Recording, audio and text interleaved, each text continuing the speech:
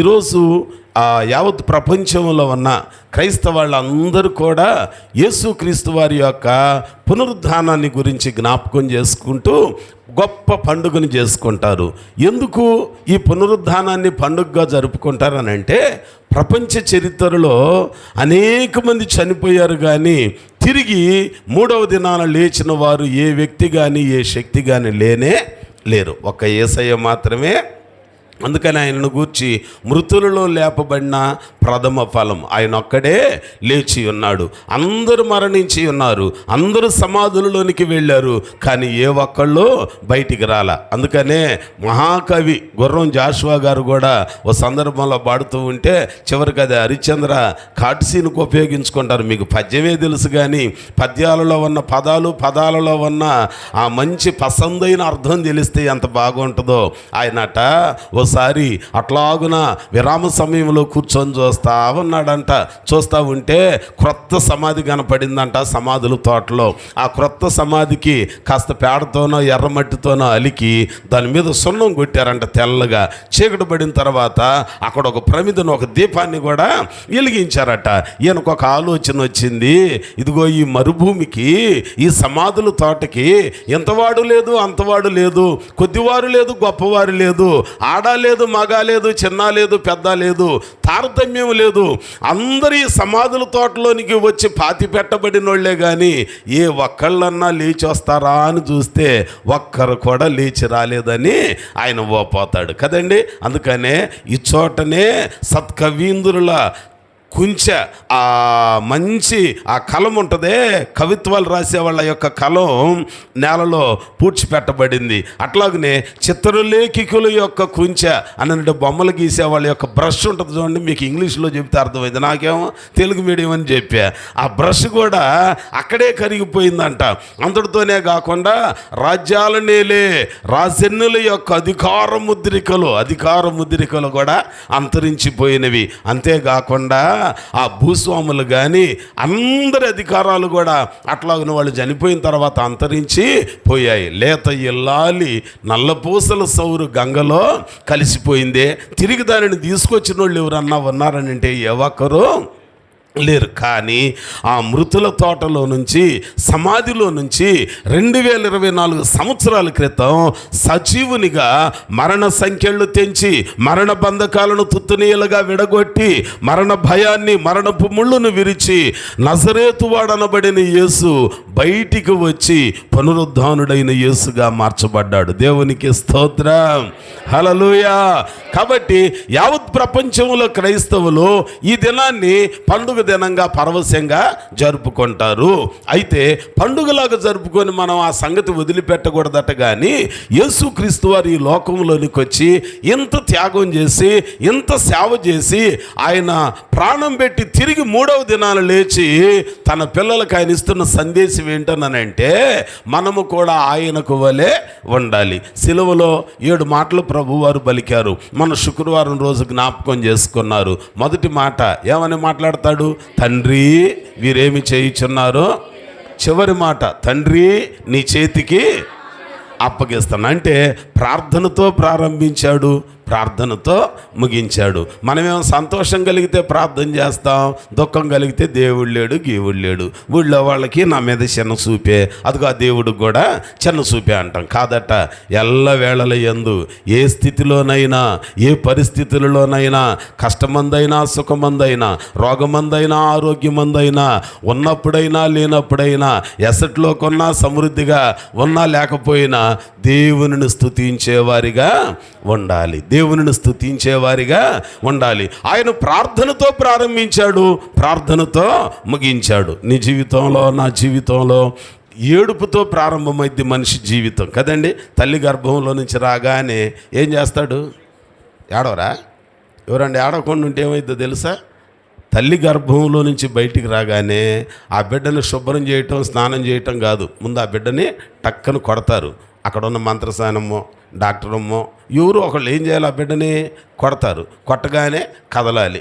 కదలకపోయినా ఏడవాలి. ఏడవకపోతే ఏం చేస్తారు? చిన్నగా కొట్టడం కాదు, గట్టిగా కొడతారు. అయినా ఏడవలేదనుకో ఏం చేస్తాం? ఆ బిడ్డని చెంపల మీద అటు ఇటు కదుపుతాం. అయినా ఏడవలేదనుకోండి, కాళ్ళు రెండు అటు పైకి పట్టుకొని కోడిని కనుక కిందకు వదిలేస్తామే, అటు ఊపుతా ఉంటాం. అయినా ఏడవలేదనుకోండి ఇంకేం చేస్తాం? వార్త బయటికి రాగానే బంధువులు ఏడుస్తారు. స్తోత్రం చెప్పండి. అందుకని మనిషి జీవితం ఏడుపుతో ప్రారంభమైంది. కానీ యేసుని ఎరిగిన తర్వాత మన జీవితం ఏడుపుతో ప్రారంభమైతే అయింది. కానీ మధ్యలో యేసును తెలుసుకున్న మనం మన బ్రతుకు ప్రార్థనతో ప్రారంభించబడి ప్రార్థనతో ముగించేదిగా ఉండాలి. ప్రార్థనతో ముగించేదిగా ఉండాలి. ప్రియులారా, దేవుని వాక్యంలో మనం చూస్తున్నాం ఆ పునరుద్ధానుడైన యేసును కలిగిన లక్షణాలు మనం కూడా కొన్ని అలవాటు చేసుకోవాలి. అందుకనే కొలస్సీ సంఘానికి ఉత్తరం రాస్తూ అపోస్తలుడైన పౌలు గారు 3వ అధ్యాయం మొదటి వచనాన్ని ఒకసారి గుర్తు చేసుకుందాం. కొలస్సీలకు రాసిన పత్రిక 3వ అధ్యాయము మొదటి వచనాన్ని చదువుకుందాం. మీరు క్రీస్తుతో కూడా లేపబడిన వారైతే పైనున్న వాటినే వెదకుడి, అక్కడ క్రీస్తు దేవుని కుడి పార్శ్వమున ఆసీనుడయ్యి ఉన్నాడు, కూర్చుండి ఉన్నాడు. ఇప్పుడు మనం క్రీస్తుతో కూడా లేపబడిన వారం అయితే సమాధిలో నుంచి, మరణములో నుంచి, రాతి సమాధిలో నుంచి, ప్రేత వస్త్రములతో కట్టబడిన స్థితిలో నుంచి మన ప్రభు అయిన యేసయ్య లేపబడ్డారు. లేపబడిన ఆయన ఏం చేశాడో మనం కూడా పునరుద్ధానులు అయితే ఆ పని చేయాలి. మనం పునరుద్ధానులు అని అంటే దాని అర్థం ఏంటనంటే, ఓ వ్యక్తి తన పాపాలను ఒప్పుకొని విడిచిపెట్టి పాపక్షమాపణ నిమిత్తం బాప్తిస్మమును తీసుకుంటే అతని పాత స్వభావము సమాధి చేయబడి క్రొత్త వ్యక్తిగా లేపబడటం. దేవునికి స్తోత్రం చెప్పండి. కూర్చున్న వాళ్ళు ఎంతమంది ఈ పునరుద్ధానంలో పాలు పొందులు పొందారు? ఎంతమంది బాప్తిస్మం పొందారు? ఎంతమంది మారు మనసు పొందారు? ఒకవేళ దేవుని దగ్గరికి వచ్చి నీవు మారు మనసు పొంది బాప్తిస్మం పొందకపోతే ఆలస్యం చేయకుండా బాప్తిసానికి సిద్ధము కావాలి. బాప్తిసానికి తిథులు నక్షత్రాలు లేవో, వారాలు వర్జాలు లేవో, మోడాలు ఏమి లేవో, ముహూర్తాలు ఏమి లేవో. నీవు దేవుడు నిన్ను దర్శించిన వెంటనే ఆలస్యం చేయకుండా బాప్తిసానికి సిద్ధము కావాలి. ప్రభు చిత్తమైతే రేపు శనివారం మనకి ప్రభు బల కార్యక్రమం ఉంటుంది కనుక మొదటి ఆదివారం కనుక దానికి ముందు శనివారం పగలు రాత్రి అలాగనే ఆదివారం పగలు ఆరాధన 3 కూటాలు ఉంటాయి. 3 కూటాలలో శనివారం పగలు మొదటి కూడిక అయిపోగానే బాప్తిస్మం ఒకటి ఉన్నది, దానికి సిద్ధపడదామండి. ఇంకెవరైనా తీసుకోవటానికి సిద్ధపాటు కలిగిన వారు ఉంటే ఆలస్యం చేయకుండా సిద్ధపడండి. దేవునికి స్తోత్రం. హల్లెలూయా. వాక్యంలో చూస్తే ఆ బాప్తిస్మం ద్వారా ఓ వ్యక్తి తిరిగి క్రొత్త జీవితాన్ని ప్రారంభించినట్లు, పునరుద్ధానపు అనుభవంలోనికి వచ్చినట్లు. అందుకనే ఇప్పుడు ఆ పౌలు భక్తుడు కొలస్సీలో ఉన్న విశ్వాసులకు ఉత్తరం రాస్తూ మీరు క్రీస్తుతో కూడా లేపబడిన వారైతే ఇక మీరేం చేయాలనంటే భూ సంబంధమైన వాటిని వెతకకుడి. మరి ఏం వెతకాలి మనం? పరమందు తండ్రి అయిన దేవుని ప్రక్కన ఆసీనుడై ఉన్న యేసుతో మనం కూడా ఉండటానికి స్థానాన్ని వెతుక్కోవాలనంటే ఏం చేయాలి? ఆయన కొన్న అలవాట్లు మనం కూడా అలవాటు చేసుకోవాలి. పునరుద్ధానుడైన తరువాత యేసయ్యకున్న ఒక మంచి సుగుణం ఏంటో తెలుసా? చూడండి ఒకసారి యోహాను సువార్త 20వ అధ్యాయము. మరలా మీకు ప్రేమ మీద ఉన్నది కాబట్టి నేను ఎక్కువ సమయం చెప్పను, కొద్ది మాటలే మీకు గుర్తు చేస్తా. 20వ అధ్యాయము యోహాను సువార్త 20వ అధ్యాయము 19వ వచనం చదువుకుంటే అక్కడ ఒక మాట ఉంటుంది, చదువుతారా? ఆదివారము సాయంకాలమున శిష్యులు యూదులకు భయపడి తాము కూడి ఉన్న ఇంటి తలుపులు మూసుకొని ఉండగా యేసు వచ్చి మధ్యను నిలిచి మీకు సమాధానము కలుగునగా కాని వారితో చెప్పాను. దేవునికి స్తోత్రం. ఏం చెప్తున్నాడట? పునరుద్ధానుడైన యేసుక్రీస్తు వారు ఆదివారం ఇంకా చీకటి ఉండగానే తెల్లవారులా, ఎందుకు ఈస్టర్ రోజు ఆదివారం అందరు తెల్లారుజామున పెడతారని అంటే ఎనలేని సెంటిమెంటు. వాస్తవానికేమో మనకి ఈ టైం అయితే యెరూషలేములో ఇప్పుడు వేరే టైము ఉంటుంది, అవునా కదా? కానీ చదువుకున్న పిల్లలకు తెలుసు. కానీ మనకు కూడా ఏంటంటే యేసు ప్రభు వారు తెల్లారకు ముందే పునరుద్ధానుడయ్యాడు కాబట్టి మనందరం ఎప్పుడు వెళ్ళాలి ప్రార్థనకే? చెప్పండి. మూడో రెండో తర్వాత సంగతి, కానీ తెల్లారక ముందే వెళ్ళాలి అని అంటారు కదండి. సరే, మేము కూడా ఏంటన్నానంటే కక్ష చేతనో మిష చేతనో దేవుని సన్నిధిలో మనుషులు కూడుకోవటం దేవునికి ఇష్టం, కూడుకున్న వాళ్ళకి సువార్త చెప్పటం దేవుని చిత్తమై ఉన్నది. అందుకని మాకు కూడా ఏం చేసామన్నానంటే తెల్లవారుజామున 3 గంటల నుంచి 5:30-6 గంటల దాకా పెట్టేసి హడావుడికి మళ్ళీ రెడీ అయిపోయి ఇక్కడికి రావటం జరిగింది. యావత్ ప్రపంచంలో వాళ్ళు గుర్తుంచుకోవాలి, యేసు ప్రభు వారు ఇంకనూ చీకటి ఉండగానే ఆదివారమున తెల్లవారుజామున సమాధిని గెలిచి బయటకు వచ్చాడు. అక్కడికి కొంతమంది స్త్రీలు వచ్చారు, వాళ్ళకి ఆయన కనపడలా, ఖాళీ సమాధి చూసి కంగారు పడి ఏడుస్తూ ఉంటే చివరికి తోటమాలిలాగా వాళ్ళతో మాట్లాడతారు. ఆ స్త్రీలు ఏం చేస్తారనంటే వెళ్ళిపోయి శిష్యులకు చెబుతారు. దేవునికి స్తోత్రం. స్త్రీలు ఎంత దీవించబడిన వాళ్ళు తెలుసా అండి? ఆ పునరుద్ధానుడైన యేసును మొదట చూసింది ఎవరు? ఆడవాళ్ళ మగాళ్ళ? ఏమండి, మేమే అన్నారు. చూశారు ఎంత ధైర్యం కదండి. అందుకనే దేవుని పనిలో మీరే ఎక్కువ ఉండాలి. నిద్ర మానుకొని వచ్చారు. వచ్చేసరికి ఖాళీ సమాధి కనపడింది. కంగారు పడి ఏడుస్తా భయపడతా ఉంటే ఈలోగా తోటమాలిలాగా ప్రత్యక్షమై అంటున్నాడు, అమ్మా ఎవరిని ఎత్తుకుతున్నారంటే మా ప్రభువుని ఎవరో ఎత్తుకొని పోయారు. వెంటనే ఆయన అంటున్నాడు, ఆయన లేఖనములలో చెప్పినట్లుగా మీకన్నా ముందుగా గలిలయకు వెళ్ళాడు. ఎక్కడికి వెళ్ళాడట? గలిలయకు వెళ్ళాడని చెప్తారు. ఆ తర్వాత ఆదివారం సాయంకాలమున జరిగిన సంఘటన ఏంటనంటే యేసు ప్రభువారు తన శిష్యులకి ఏ మేడగదిలో అయితే రొట్టె ద్రాక్షరసం ఇచ్చాడో, ఏ మేడగదిలో అయితే ఆయనను పట్టించే యోధ బయటికి వెళ్ళిపోయాడో, అదే మేడగదిలో ఆ శిష్యులందరట యోధా ఇస్కరియోతు చనిపోయాడుగా ఉరిపోసుకొని, మిగిలింది ఎంతమంది? 11 మంది. 11లో అప్పుడే బయటికి వెళ్ళాడంటే ఎవరైనా? తోమా అన్న బయటికి వెళ్ళిపోయాడు. మిగిలింది ఎంతమంది ఇప్పుడు? 10 మంది. 10 మంది ఆ గదిలో ఉండి వేసిన తలుపులు తీయకుండా కలవరపడిపోతున్నారు. పచ్చని చెట్లు అంటే ఆయనకే ఈ గతి పట్టించారు దుర్మార్గులు.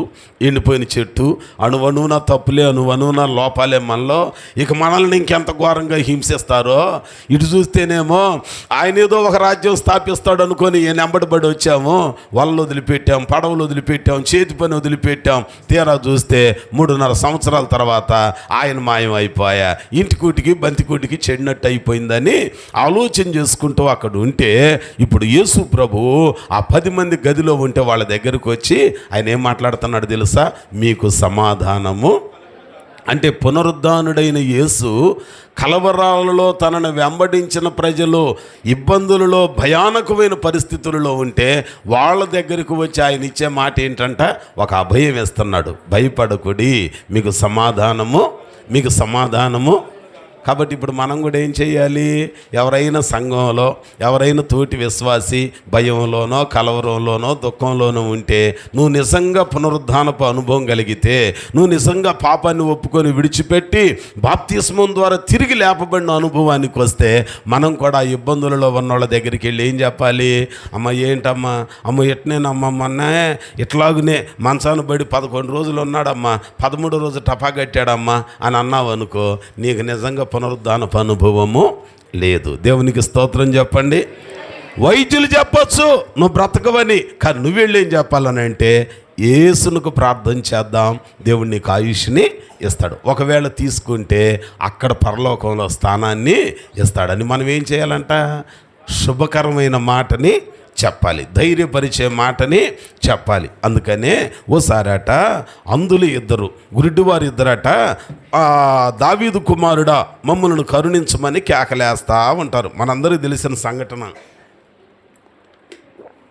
ఆయనట యేసుక్రీస్తు ప్రభువారు ఎరికో గుండా ప్రయాణం చేస్తూ ఉంటే ఇద్దరు వ్యక్తులు అంటాడు, ఒక సువార్థికుడు, ఇంకొక ఆయన ఒక్కడే, ఆ ఒక్కని పేరు భర్తిమయ్య అని అంటాడు.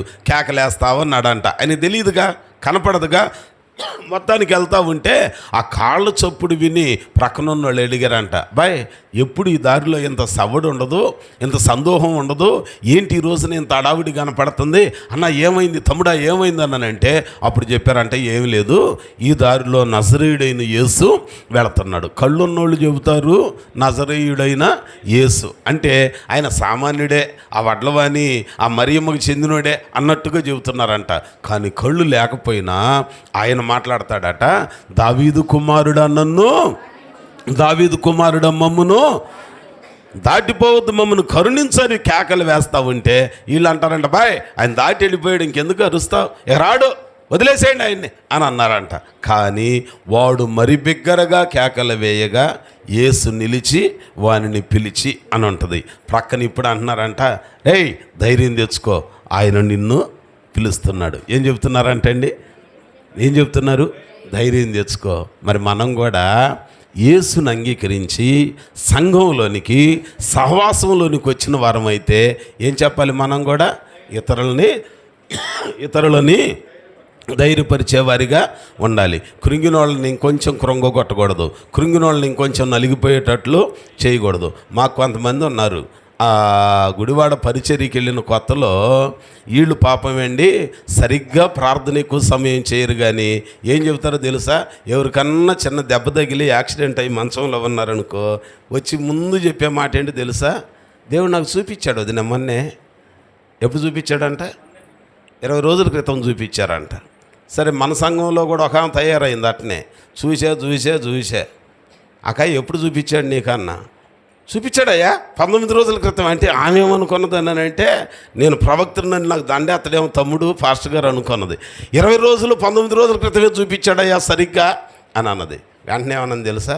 వయసులో పెద్ద అని అయినావు గనక బుద్ధి లేనిదాన, 19 రోజుల క్రితం చూపిస్తే పాదిరిని నాకు చెప్పాలిగా, నేను సంఘానికి చెబుతాగా, అందరం కలిసి ఏం చేస్తాం చెప్పరే? నేను మిమ్మల్ని అంటలేదు, మీకెందుకు బాధ? ఏం చేస్తాం అందరం కలిసి? నువ్వు చెప్పురా, తాళచెరువు నుంచి వచ్చిన అమ్మాయి కొత్త కోళ్ళకి నువ్వు చెప్పురా తల్లి, ప్రార్థన చేస్తాం కదా. నాకు చెబితే నేను అందరికి చెబుతా, అందరం కలిసి ఏం చేస్తాం? నువ్వను సంఘం చేయి, తాగిద్దే ఏంటి అని అంటారుగా, మీరు అంటారుగా. వెళ్ళిపోండి మీరు. అబ్రాహాం దగ్గరికి వెళ్ళిపోతే ఆదికాండం 18వ అధ్యాయంలో 22వ వచనంలో అబ్రహాము విజ్ఞాపన చేస్తున్నాడు, బేరం ఆడుతున్నాడు. ఏమని అంటాడు? అయ్యా ఆ పట్టణంలో 50 మంది ఉంటే, తర్వాత 45, తర్వాత 40, ఇక దిగి ఎక్కడికి వచ్చాడు కదా. మరి ఎంతమంది ఉంటే రక్షిస్తావా అని అన్నాడు. చివరికి లోతు భోజనం పెట్టినందుకు రక్షింపబడ్డా, లేకపోతే అబ్రహాము చేసిన ప్రార్థనను బట్టి రక్షించబడ్డాడని ఉంటుందా వాక్యం? దేవుడు ఆ సొదొమ గొమొర్రాలను నాశనం చేసినప్పుడు ఆ నాశనము మధ్యన నశించిపోకుండా అబ్రహామును జ్ఞాపకము చేసుకొని లోతుని విడిపించను, కాపాడాను. అంటే ఇప్పుడు మీ ప్రార్థన కాపాడిద్దా లేదా? చెప్పండి గట్టిగా. కాపాడిద్ది కదా. అందుకని ముందేం చేయాలి? అక్క నాకేం చేయాలి చెప్పాలి. చెబితే నేనేం చెబుతా? అక్కలకి, చెల్లెళ్ళకి, అన్నలకి, తమ్ముళ్ళకి అందరికీ చెబుతా. అందరం కలిసి ఏం చేస్తాం? ప్రార్థన చేస్తాం. ప్రార్థన ఏం చేసిద్ది? కీడుల నుంచి తప్పించిద్ది. దేవునికి స్తోత్రం. మామూలు ప్రార్థన కలిగి కాకపోతే ఏం చేస్తాం? ఉపవాసం ఉండి, అందుకని ఒక భక్తుడు ఉపవాసముతో ప్రార్థించగా ఏం జరిగిద్దనంటే కీడులన్నీ తొలగిపోయి మేలులు జరుగుతాయి. సమయం లేదు కాబట్టి త్వరగా చెబుతున్నా. అంచేత దేవుని సన్నిధిలో మనం ఎట్లాగ ఉండాలని అంటే నీరసిల్లేటట్టు చేయకూడదు. నేనన్నా సరేనాక జరిగింది ఏదో జరిగిపోయింది, ఇప్పుడు ఆయన మంచంలోంచి లేస్తాడా లేవడానని అంటే నేను నీతో తర్వాత చెబుతాలే పాస్టర్ గారు అన్నది. తర్వాత ఏం చెప్పిందనంటే దేవుడు నాకు చూపించాడయ్యా, ఆయన లేవడంటయ్యా చనిపోతాడని చెప్పింది. చనిపోతాడు. ఎంత ధైర్యం నీకు? తీరా చూస్తే ఆడు బ్రతికి బట్టగట్టాడు. ఈరోజు మన సంఘంలో సంఘ పెద్దగా స్వార్థికునిగా పనిచేస్తున్నాడు. స్తోత్రం చెప్పండి. కాబట్టి దేవునికి అసాధ్యమైనది ఏది లేదు. మన మాట భయంలో ఉన్నోడిని ధైర్యపరిచేదిగా ఉండాలి, కానీ కృంగిపోయేటట్లు చేయకూడదు. స్తోత్రం చెప్పండి ఒకసారి. మీరు నిజంగా పునరుద్ధానుడైన యేసుతో బాప్తిస్మం ద్వారా లేపబడిన వాళ్ళు అయితే, పాపిష్టి జీవితం నీళ్ళలో సమాధి చేసుకొని క్రొత్త జీవితం విశ్వాసిగా లేపబడిన వాళ్ళు అయితే, కృంగిన వారిని మీరు దేవుని మాటల చేత ఏం చేయాలంట? ఓరడించి ధైర్యపరిచేవారిగా ఉండాలి. ఈ రోజున మన లక్ష్మయ్య గారిని చూసా, ఆ రోజున సుజాతమ్మ కానీ లక్ష్మయ్య గారు కానీ కదిలితే మెదిలితే బాధపడి భయపడి ఫోన్ చేస్తూ ఉంటే ఆ ప్రార్థనే. మనమేం దేవుళ్ళు చేసుకోవడం కాదు, కానీ దేవునికి వీరికి మధ్యలో ఉండి ప్రార్థన చేయటం ద్వారా దేవుడు కార్యాన్ని చేశాడు. ప్రభాకర్ గారు హాస్పిటల్లో ఉన్నప్పుడు ప్రతి క్షణం ఎప్పుడైనా సరే ఆ రోజు మొత్తంలో ఏదో ఒక రోజు ప్రార్థన కావాలనేవాడు. ఆ నమ్మకం, ఆ విశ్వాసం సోదరులు కోటి గారి దగ్గరికి ఖాళీ ఉన్నా లేకపోయినా ఏదో ఒక రోజు ఆదివారం అట్లాగ వెళ్ళి ప్రార్థన చేస్తూ ఉన్నాం. అంటే దేవునికి అసాధ్యమైంది ఏది లేదు. ఆ ప్రార్థన వాళ్ళకు మేలు చేసింది, వాళ్ళకు ధైర్యాన్ని ఇచ్చింది, వాళ్ళకు ఊతాన్ని ఇచ్చింది. అంచేత మనం కూడా చేయాల్సింది ఏంటనంటే దేవుని సన్నిధిలో ధైర్యపరిచే మాటలు మాట్లాడేవారిగా ఉండాలి. ప్రైజ్ ది లార్డ్, హల్లెలూయా. ఆ తర్వాత పునరుద్ధానుడైన యేసు చేసిన ఇంకొక పని ఏంటో తెలుసా? అందులోనే ఇంకొక మాట ఉంటుంది. ఇప్పుడు ఆ ప్రభువారు ఆ గదిలోనికి వచ్చినప్పుడట ఉన్నది 11 మంది. 11 మందిలో తోమ బయటికి వెళ్ళిపోయాడు. ఇక మిగిలింది 10 మందికి కనిపించాడు. ఈ 10 మంది అంట వాళ్ళతో మాట్లాడి ప్రభువారు మాయమైపోయాడు. ఇక సాయంకాలం అయిపోయిన తర్వాత ఇప్పుడు తోమ అన్న వచ్చాడంట. ఇక వీళ్ళు చెబుతున్నారు, అన్న ఎంత మంచి అవకాశం మిస్ అయిపోయావన్నా అన్నారంట. అన్న ఏమైంది, ఏంటి అంత సంతోషం అన్నానంటే, ఏమి లేదు తోమన్న, మన బోధకుడు మృత్యుంజయుడయ్యి లేచాడు. దేవునికి స్తోత్రం. బోధకుడు మృత్యుంజయుడై లేచాడు, ఆయన చెప్పినట్లుగా లేచాడు అన్న 3వ రోజు అని అన్నారంట. బోధకుడేనా? నిజమేనన్నా, ఆయనేనన్నా, మన బోధకుడే. ఇంకా ఏంటి సాక్ష్యం ఉన్నానంటే ఆయన గాయాలతో కూడిన చెయ్యి చూపించాడు. ఇంకేం చూపించాడు? కాళ్ళల్లో మేకులు చూపించాడు, ప్రక్కన ఈటిపోటు చూపించాడు. చూసారా మీరు? చూసాం. నమ్మారా మీరు? నమ్మాం. అయితే నేనేం చెబుతున్నాను తెలుసా? అవి నిజమైన గాయాలో లేకపోతే జస్ట్ అట్లాగున ఏమన్నా గాయాలు లాగా చూపించాడో కాబట్టి నేను అట్ట నమ్మను. ఎందుకన్నానంటే ప్రపంచ చరిత్రలో చనిపోయి 3వ రోజు లేచిన దాఖలాలు ఇంతవరకు లేవు కదా. మరి ఈయన లేచాడు, లేచిన ఆయన కాదు అనేది నాకు అనుమానంగా ఉంది. నేను చూస్తేనే తప్ప నమ్ముతా, కానీ చూడకపోతే ఏం చూడాలంటేనా? ఆయన గాయాలను కాదట, ఆయన గాయాలలో నా వ్రేలు ఉంచాలి, ప్రక్కనున్న ఈటి పోటులో నా చేయి ఉంచితే కానీ అప్పుడు నేను నమ్మనన్నానంట. అంటే ఈ 10 మంది చెప్పినా కూడా ఆయనకి నమ్మకం కుదరలా. వదిలేయొచ్చుగా యేసయ్య, ఈ ఒక్కడుంటే ఎంత, ఊడితే ఎంత అనుకోవచ్చుగా.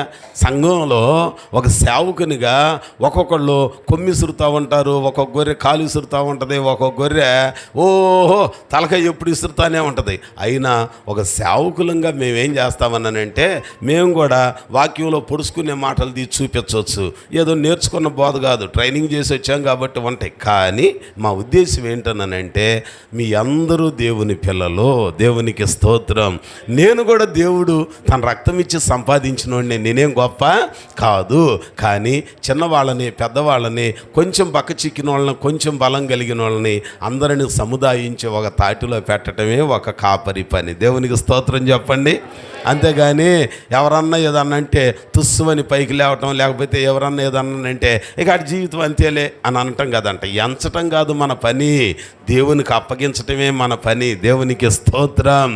పునరుద్ధానుడైన యేసు వాళ్ళతో కనిపించి మాట్లాడితే అని అంటున్నాడంట, నేను నమ్మను. వదిలేయొచ్చుగా యేసయ్య, హే అటువంటి వాడితో ఏమందా, అక్కడ పోతే పోయాడు పానే, యోధా ఇస్కరితో పాటు ఇదిగో ఈ తోమ కూడా పోయాళ్ళే అనుకోవచ్చు. కానీ అనుకోలేదట.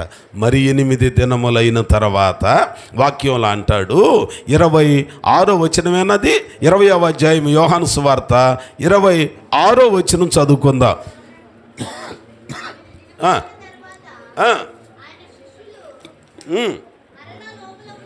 మరలా లోపల ఉన్నప్పుడు తోమ వారితో కూడా ఉండెను.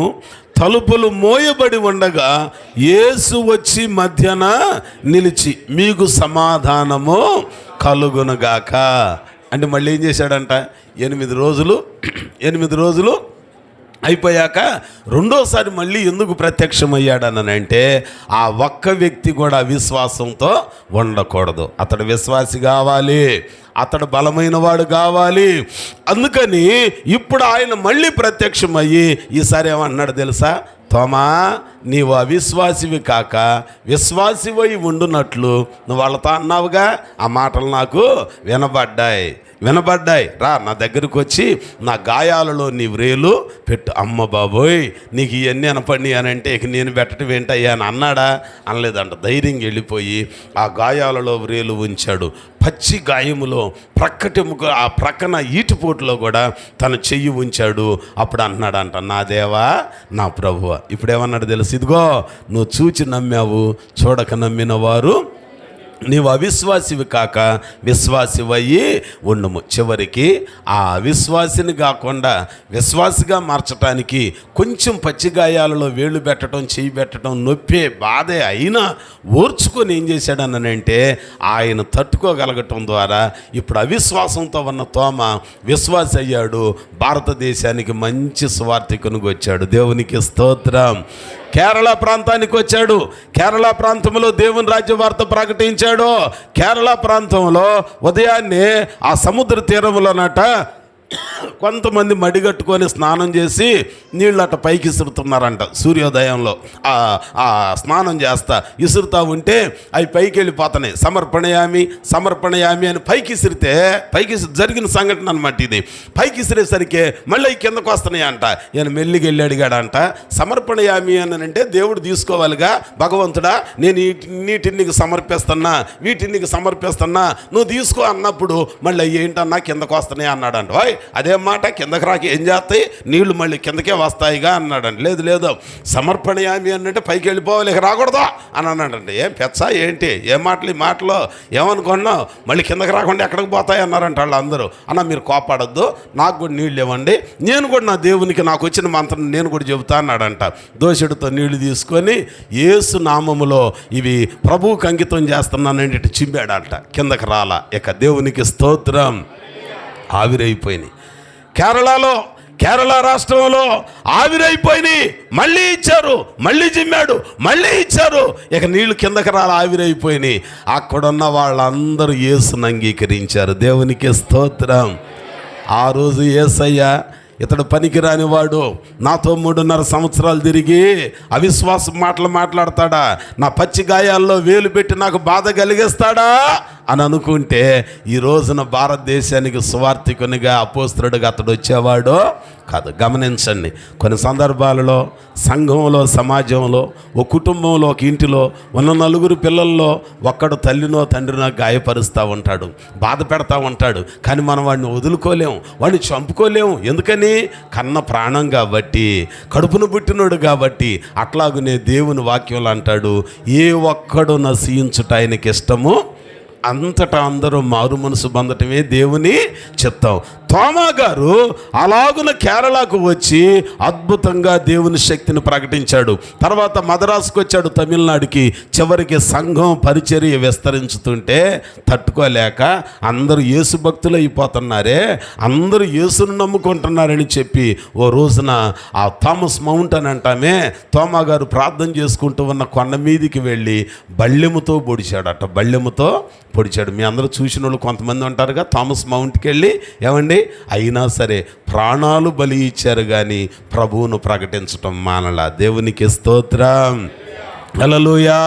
కాబట్టి పునరుద్ధానుడైన యేసయ్య చేసిన పని భయంలో ఉన్న వారికి అభయం ఇచ్చాడు. రెండవది, అవిశ్వాసంతో ఉన్న వారిని విశ్వాసిగా స్థిరపరిచాడు. సంఘంలోనికి వచ్చాక, నువ్వు మార్పు చెందాక, నువ్వు బాప్తిస్మం పొందాక ఎవరైనా మార్పు లేనోళ్ళు నిన్ను కొంచెం గాయపెట్టే మాటలు, బాధ పెట్టే మాటలు అంటే తిరిగి మనం ఏమనొద్దు కానీ ప్రార్థన చేద్దాం, కొంచెం ఓర్చుకుందాం. ఏదో ఒకరోజు ఆ వ్యక్తే బలమైన సేవకుడు అవుతాడు. దేవునికి స్తోత్రం. హల్లెలూయా, హల్లెలూయా. నేను ఒక వ్యక్తిని ఎరుగుదును, వాళ్ళ కుటుంబాలలో యేసు ప్రభు అన్న ప్రార్థన అన్న ఇష్టం ఉండేది కాదు. కానీ ఆ వీధిలోనికి ఎవరైనా ఇదివరకటి రోజుల్లో అంటే ఇంచుమించుగా అది ఎప్పుడో 80-81 ఆ సంవత్సరాలలో ఎవరన్నా దేవుని వాక్యం ప్రకటించాలని అంటే చిన్న బైబిల్ ఉండేది, మాకు బాగా తెలుసు. ఆ ఎర్రట్టతోటి పాకెట్ సైజు ఇంతలో బైబిల్ ఒకటి ఉండేది, అదొకటి పట్టుకునేవాళ్ళు. తర్వాత ఫ్యాషన్ పెరిగిపోయి ఇప్పుడు బ్లూ కవర్తో కొత్త నిబంధన నిబంధన వస్తుంది. ఆ రోజు ఎంత మందం ఉంటుంది కొత్త నిబంధన, ఎర్ర అట్ట ఒకటి ఉంటుంది పైన, జేబులోకి సరిపోయే సైజు ఉండేది. అది పట్టుకొని ఈ సేవకులు కొంతమంది కిరసనాల డబ్బాలు ఉంటాయి చూడండి, బ్రిటానియా బిస్కెట్ డబ్బాలు, అవి బగలగొట్టి బోర ఒకటి చేసుకుంటారు. మైకులు లేవుగా ఆ రోజు, అంత స్తోమత ఎవరికి లేదుగా. ఆ బోర చేసుకొని నొలకతాడు ఒకటి కట్టి ఈ సంఘం తగిలించుకుంటాడు. ఇటేమో సంచి ఉంటుంది, ఈ సంచిలో ఒక బైబిల్ ఉంటుంది. కాళ్ళకి ఈ కాలుకి ఒక చెప్పు, అవతల కాలికి ఇంకొక చెప్పు.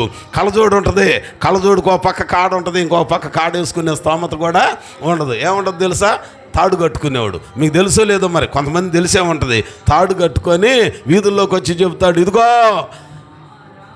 కాలం సంపూర్ణమై ఉన్నది, దేవుని రాజ్యం సమీపించి ఉన్నది, ఈ లోకమంతా నాశనం కాబోతుంది, అన్నిటి అంతంలో నువ్వు అంతం కాకుండా ఉండాలనంటే సహోదరుడా సహోదరి మారు మనసు పొందో, బాప్తిస్మం పొందో, పరలోకానికి వారసుడు అవుతారని చెబుతా ఉంటాడు.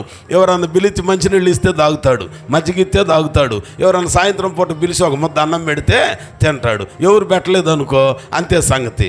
ఆ రోజుల్లో అలాగని చేస్తంటే ఓ రోజును చేస్తూ ఆ యవనస్తుని ఇంటి ముందుకు వచ్చి, అయ్యా కొద్దిగా మంచినీళ్ళు ఇవ్వా అనంటే ఇంట్లో ఉన్న ఆడవాళ్ళు తీసుకొచ్చి మంచినీళ్ళు పోస్తుంటే, ఈ పనికి మళ్ళోడికి మంచినీళ్ళు పోతారా? పని బాటలేదు, సంకన సంచేసుకొని కోళ్ళు తింటానికి కుక్కలు తింటానికి వస్తాడు. అసలు మాకు ప్రార్థన వాళ్ళు అంటేనే గిచ్చదు, వెళ్ళిపో అని అన్నాడంట యవనస్తుడు. చూశాడు దేవుడు. కొద్ది కాలం పోయిన తర్వాత ఆయన వెళతా ఒక మాట అన్నాడు, చిన్నవాడివి నాన్న, పడుచు బలంలో ఉన్నావు, యవన బలంలో ఉన్నావు, కానీ దేవుడు నిన్ను మారుస్తాడు. యేసుకు బలమైన సేవకుడు అవుతానంటే నీకు పిచ్చేకి రోడ్లు ఎమ్మడి తిరుగుతున్నావు సంచేసుకొని, నేను మాత్రం అట్లాగను కాదు అని అన్నాడంట. దినాలు దొరికిపోయాయి. ప్రార్థన అంటే ఇష్టం ఉండదు, యేసు ప్రభు అంటే ఇష్టం ఉండదు. ఆయన సేవకులు కనపడితే మంట మండిపోద్ది ఆ యవనస్తుడికి. ఒక సమయం వచ్చింది, కష్టకాలంలో మరణానికి చేరువవుతున్నప్పుడు ఆ యేసును నమ్ముకున్నాడు. యేసయ్య విడిపించాడు, మేలు చేశాడు. ఈ రోజున బలమైన సేవకునిగా మారిపోయాడు. దేవునికి స్తోత్రం. ఎవరో కాదు, నేనే అన్న. అట్లా సంకన సంచేసుకొని వస్తారు కోళ్ళు తింటానికి కుక్కలు తింటానికి అని. తీరా చూస్తే ఈరోజు దేవుడు ఎంత గొప్ప భాగ్యం ఇచ్చాడండి. దేవుడు ఎవరిని విడిచిపెట్టాడు. కనుక మనం కూడా పునరుద్ధానుడైన యేసుతో పాలిభాగస్థులమైతే, ఎవరైనా అపనమ్మకంతో ఉంటే, ఎవరైనా మనల్ని దూషించితే మనం ఏం చేయకూడదట, కానీ వాళ్ళ కోసం ప్రార్థన చేయాలి. ఇంకొక మాట చెప్పి నేను ముగిస్తాను. మనం క్రీస్తుతో కూడా లేపబడిన వాళ్ళమైతే ఏం చేయాలి? మొదటిది, భయంలో ఉన్నవారికి ఆ భయాన్ని ఇవ్వాలి. రెండవది, అవిశ్వాసంతో ఉన్నవారిని విశ్వాసంలో బలపడేటట్లు చేయాలి. తిట్టే వాళ్ళని పతనం చేయటానికి చూడకూడదు. నిన్నేమన్నా అనేవాళ్ళు వాడు ఎప్పుడు నాశనం అవుతాడని మనం అనుకోకూడదు అంట. అది యేసునికి సంబంధించిన మనసు కాదు. మనం ఏం చేయాలనంటే విశ్వాసవిగా ఉండటానికి దేవుడు నీ కోసం మార్పు కలుగు చేయాలని ప్రార్థన చేసేవారిగా ఉండాలి. ఇంకొక మాట చూడండి చివరిగా, లూకా సువార్త 24వ అధ్యాయము, లూకా సువార్త 24వ అధ్యాయము 13వ వచనం చదువుకుందాం. ఆ దినమందే వారిలో ఇద్దరు యెరూషలేమునకు ఆమడ దూరమున ఉన్న ఎమ్మాయి అను ఒక గ్రామమునకు వెళ్ళుచు జరిగిన ఈ సంగతులన్నిటిని గూర్చి ఒకరితో ఒకరు సంభాషించుచుండిరి. వారు సంభాషించుచు ఆలోచించుకొనుచుండగా యేసు తానే దగ్గరకు వచ్చి వారితో కూడా, ఎంత బాగుందండి ఆ మాట. అప్పుడప్పుడు మనం అంటాం, నువ్వు నాతో రావాలయ్యా, నేను ఈ ఊరు వెళ్తున్నాను, నువ్వు నాతో రా అయ్యా. ఇంకొంతమంది అయితే నీ దూతలను పంపించయ్యానంటారు. దూతలు ఎందుకు నీకు, ఏకంగా ఆయనే వస్తానంటే. దేవునికి స్తోత్రం. అయితే మనం ఏం చేయాలనంట, అమ్మాయికి ఆ యెరూషలేముకి అమ్మాయికి ఎంత దూరం అనంటే ఆమడ దూరం అనంటే 7 మైళ్ళు అనంటే ఇంచుమించుగా 12-13 కిలోమీటర్లు ఉంటుంది అనుకున్నాను నేను. అంతే అనుకున్నా. అది పెద్దవాళ్ళకి వాళ్ళకి తెలుసులే, అమ్మవాళ్ళకి కొంతమంది ముసలోళ్ళకి తెలుసు. 7 మైళ్ళు అనంటే ఇంచుమించుగా 12-13 కిలోమీటర్లు ఉంటుంది. కాలినడకన వెళుతున్నారంట. వెళతా వాళ్ళిద్దరూ మాట్లాడుకుంటున్నారు. మరి ఇక కాలినడకని వెళ్ళేటప్పుడు ఏదో ఒకటి ఊసులాడాలిగా, లేకపోతే భారం అనిపించిందిగా. మాట్లాడుకుంటూ అంటున్నారంట, అయ్యా మరి వాటికి 3 రోజులు కదా మిత్రమా, మనకు బోధ చేసిన మన బోధకుడు 3.5 సంవత్సరాలు ఆయన బోధ విన్నాం మనం. ఆయన చనిపోకముందు చెప్పాడు, ఇదిగో మనుష్య కుమారుడు అక్రమకారుల చేతికి అప్పగించబడతాడు, అన్యాయపు తీర్పు పొందుతాడు, మరణిస్తాడు, సమాధి చేయబడతాడు, 3వ దినాన లేస్తాడు. మరి వాటికి ఎన్ని రోజులు? 3 రోజులు. శుక్రవారం అయిపోయింది కదా, ఆదివారం కదా, 3 రోజులు. లేస్తాడా? లేవడా? లేస్తే మనకు కనపడతాడా? మనల్ని గుర్తుపడతాడా? మనం ఆయన్ను గుర్తుపడతామా లేదా? ఇదివరకులాగానే మాట్లాడతాడా లేదా అని ఒకరితో ఒకరు సంభాషించుచు ఆలోచించుకుంటున్నారంట. అంటే మాట్లాడుకుంటున్నారు, ఆలోచించుకుంటున్నారంట. ఇప్పుడు అలాగున మాట్లాడుతూ ఆలోచించే వారి దగ్గరికి ఎవరు వచ్చారు చెప్పండి? ఎవరు వచ్చారు? యేసయ్యే వచ్చి వారితో కూడా నడిచాడంట. వారితో కూడా ఎంత మంచి మాట అండి. మనం కూడా దేవుని వాక్యం గురించి మాట్లాడుకుంటూ ఆలోచన చేస్తూ ఉంటే నువ్వు పిలవకపోయినా ఆయన నీతోనే వస్తాడు. అంతేగాని ఆలోచించకుండా వాక్యం గురించి ధ్యానించకుండా ఉంటే మనం రమ్మన్న ఆయన రాడు. వాక్యంలో ఉన్న సత్యం, యేసు తానే దగ్గరకు వచ్చి వారితో కూడా ఎంత మంచి మాట అండి. ఎప్పుడన్నా మనం ధ్యానించగలుగుతున్నామా? అందుకనే కీర్తనాకారుడు మొదటి పాట పాడుతూ ఆ మొదటి కీర్తనలో అంటాడు, దుష్టుల ఆలోచన చొప్పున పాపుల మార్గమున అపహాసకులు కూర్చుండే చోటను కూర్చుండక దివారాత్రములు యెహోవా ధర్మశాస్త్రమును ధ్యానించుచు దాని యందు ధ్యానించటం, ఆలోచన చేయటం, ఎవరైనా కనపడితే ఇద్దరు సంభాషించుకోవటం, ఎవరు లేకపోతే దానిని మననకి తెచ్చుకుంటూ దాని ఏం కావాలట? ఆనందించితే వారితో దేవుడు వచ్చి నడుస్తాడు. దేవునికి స్తోత్రం. కాబట్టి మనం కూడా దేవుని వాక్యాన్ని మాట్లాడుతూ సంభాషించే వారితో కలిసి ఏం చేయాలటండి? నడవాలి. పునరుద్ధానుడైన యేసు ఎవరితో నడిచాడు? తన పిల్లలతో నడిచాడు. తన భక్తి కలిగిన వారితో నడిచాడు. నువ్వు నడుస్తున్నావా? నడవకపోతే చాలా ప్రమాదం. మొన్న గుడ్ ఫ్రైడేకి అనుకుంటా మొత్తానికి చర్చిలో ఈ ఫ్లవర్ వాజ్ పెడతాం కదా, ఈ పులిపిట్ ప్రక్కన పూల గుత్తి పెట్టడానికి ఒకటి ఇత్తడి టైప్ ఉంటుంది. అది తీసుకొని అమాంతంగా ఎగబడికి పడుతున్నాడండి కొట్టడానికి. అయితే అది మన భాష కాదు, లేకపోతే తెలిసేది. ఏమండి ఎంత ఘోరమేండి.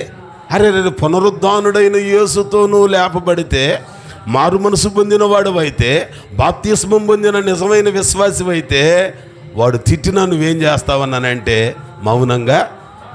మౌనంగా ప్రభు చూస్తాడులే అని. అందుకే మనం పడతాం, నోరు తెరువలేదా ఏ ప్రేమ,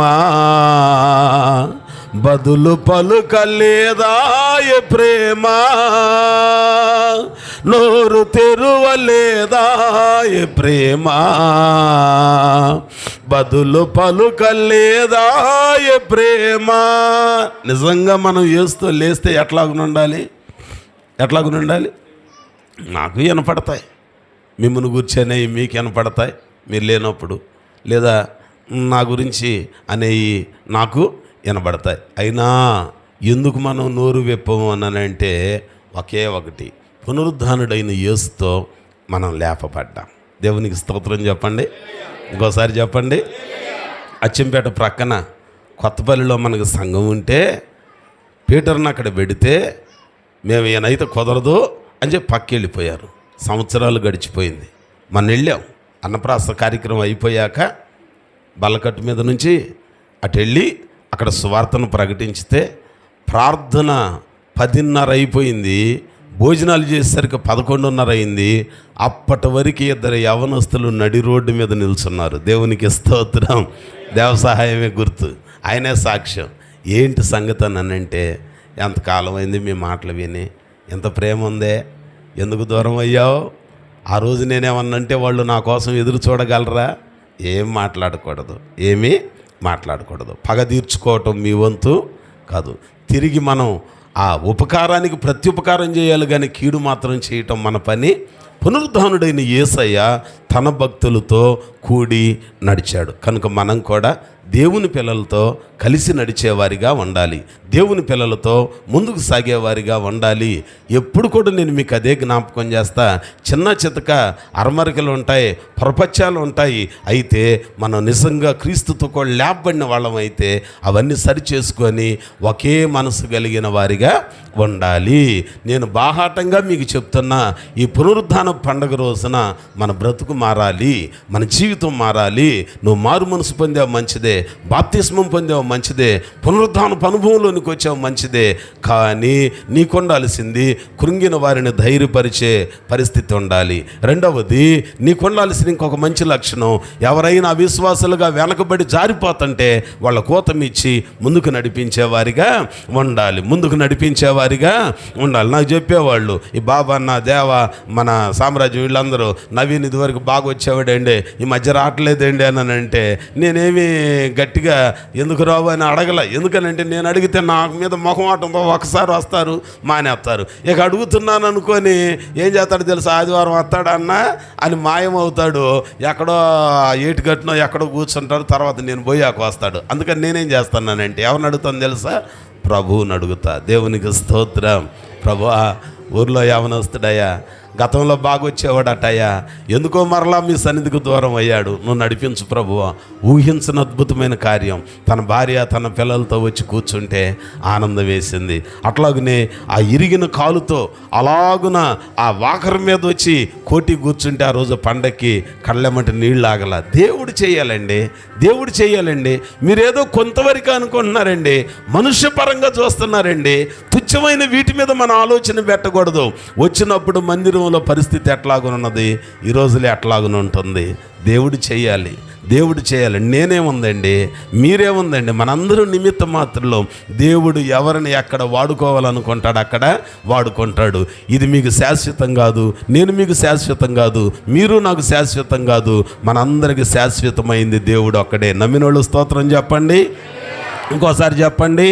అంచేత మనం పునరుద్ధానుడైన యేసుతో లేపబడిన వాళ్ళమైతే దేవుని పిల్లలతో ఏం చేద్దామండి, కలిసి నడుద్దామండి, కలిసి నడుద్దాం. నడుస్తారు అలాగన.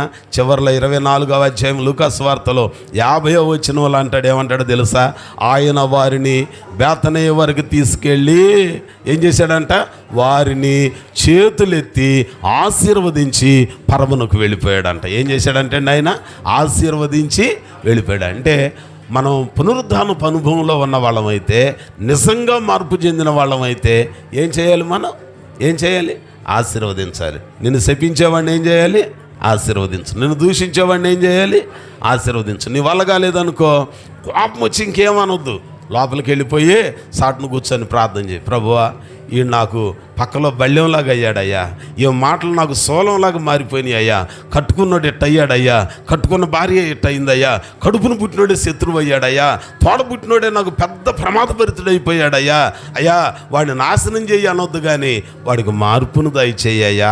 దేవునికి స్తోత్రం.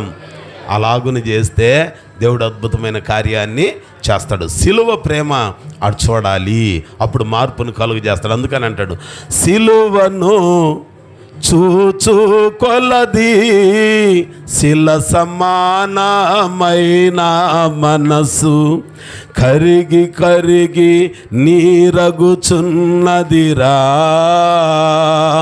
సిలువే నా శరణాయనోరా.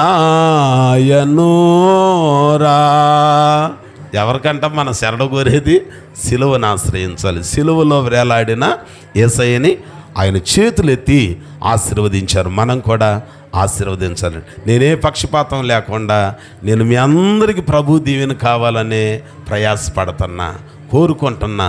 ఓ సేవకునిగా పులిపీటి మీద చెప్తున్నా, పక్షపాతం లేదు, అందరూ సమానమే. దేవునికి స్తోత్రం. ఎప్పుడైతే మనం అలాగున చేస్తామో దేవుడు మనకి మేలు చేస్తాడు. అందుకనే రూతు గ్రంథంలో 2వ అధ్యాయంలో అయిపోయింది, నా మాట ముగిస్తున్నాను. అక్కడట కోయువాడు ఆ పని చేసుకుంటున్న పొలంలో కోతకు వస్తున్నారంట. పొలపు యజమాని పొద్దెక్కిన తర్వాత గట్టు మీద నుంచి నడుచుకుంటూ వస్తున్నాడంట. పొలంలో ఉన్న వాళ్ళందరూ ఆ యజమానిని చూచి ఏమంటున్నారంట, ముందు ఎవరు మాట్లాడారు చదువుతారు ఒకసారి. 2వ అధ్యాయమేనా, రూతు గ్రంథం 2వ అధ్యాయం. అమ్మ చదువురా. బోయజు బెత్లెహేము నుండి వచ్చి అంటే మరి వీళ్ళు చేను కోస్తున్నారంటే వాళ్ళు వంగి పని చేస్తున్నారు, కనపడరుగా. ఎవరన్నా పని చేయలేని వాళ్ళు దిక్కులు చూసేవాళ్ళకైతే కనపడతారు, వాళ్ళు పని చేస్తున్నారుగా. అందుకని ముందు వీళ్ళు చూడాల, ఆయన చూస్తున్నాడు వస్తా వస్తా. ఏమంటున్నాడంట బోయజు? అమ్మ చదవరా. బోయజు అంటున్నాడంట, ఏమంటున్నాడు? యెహోవా మీకు తోడై ఉండునుగాక. 4వ వచనమే కదా, 2వ అధ్యాయం 4వ వచనం. యెహోవా మీకు తోడై ఉండునుగాక అని చేను కోయి వారితో, కోత కోసేవాడితో చెప్పాడంట. వాళ్ళు అన్నారంట, యెహోవా నిన్ను బా, ఎంత మంచి సంభాషణ అండి. మనం కూడా లోపలికి రాగానే దేవుడు మిమ్మల్ని దీవించనుగా, కానీ నేను అనగానే మీరేమనాలి నన్ను? చెప్పండి. యెహోవా నిన్ను ఎప్పుడని చెబుతున్నామా? వందనాలు చెప్పటమే కొంతమందికి బాధ అయింది. అప్పుడెప్పుడో చెబితే ఎట్ట చెప్పారు వందనాలు ఈ మధ్య? ఏది మార్పేది కదండి. అందుకనే మీరు ఒకరితో ఒకరు ప్రేమ కలిగిన వారిగా ఉండాలి, అంచేత మనం లేపబడిన వారమైతే ఈ లక్షణాలు. భయంతో ఉన్నవానికి అభయం కలిగించాలి. 2వది, అవిశ్వాసంగా ఉన్నవాడిని విశ్వాసిగా మార్చడానికి కొద్ది కష్టమైనా ఓర్చుకోవాలి. 3వది ఏం చేయాలనంటే దేవుని మాటలు సంభాషించుకునే వాళ్ళతో కలిసి నడవాలి. ఎడాపెడా కాదట. దేవుని పిల్లలతో కలుద్దాం, సంఘంతో కలుద్దాం, సహవాసంతో కలుద్దాం, నలుగురు ఒక దారిలో ఉందాం. అప్పుడు దేవుడు తానే మన దగ్గరకు వచ్చి నడుస్తాడు. ఆఖరిది, మనము ఆశీర్వదించేవారిగా ఉండాలి. మీ నోట ఆశీర్వచనమే కానీ శాపవచనం రావటానికి ఒకడు తుచ్చమైన వెండి బంగారాల కోసం శపించుదామని వెళుతున్నాడు. గాడితో బుద్ధి చెప్పించాడు. ఎవరికి? బెలాముకి. కనుక మనము పునరుద్ధానుడైన యేసుతో లేపబడితే ఈ లక్షణాలు అలవాటు చేసుకొని ముందుకు సాగుదాం. దేవుడి మాటలు మన వినికిళ్ళలో ఫలింపచేయునుగాక. యెహోవా మనకు తోడయుండునుగాక. యెహోవా మిమ్మల్ని ఆశీర్వదించునుగాక. ప్రార్థన చేసుకుందాం, తలలు వంచుదాం, అందరం ప్రార్థనలో ఏకీభవించుదాం. ఈ దినాన విన్న వాక్యమును బట్టి ప్రభు సన్నిధిలో ఒక చిన్న ప్రార్థన చేసుకుందాం. ప్రార్థన చేసుకుందాం. స్తోత్రము మహాపరిశుద్ధుడా, ప్రేమ స్వరూపి, జీవాధిపతి, జీవము కలిగిన మా యేసయ్య, మీ ఘనమైన పరిశుద్ధ పాదములకు స్తుతి స్తోత్రములు వందనాలు చెల్లిస్తున్నాం ప్రభువా. నాయనా, మా అపరాధముల చేత, మా పాపముల చేత మేము చచ్చిన వారి వలె మేము ఉండగా ప్రభువా, అయా మీ పరిశుద్ధమైన పవిత్రమైనటువంటి నిష్కళంకమైనటువంటి రక్తము చేత మేము కడగబడి ప్రభువా, నాయనా మేము మీ యొక్క ఆశీర్వాదముల చేత ముందుకు వెళ్ళడానికి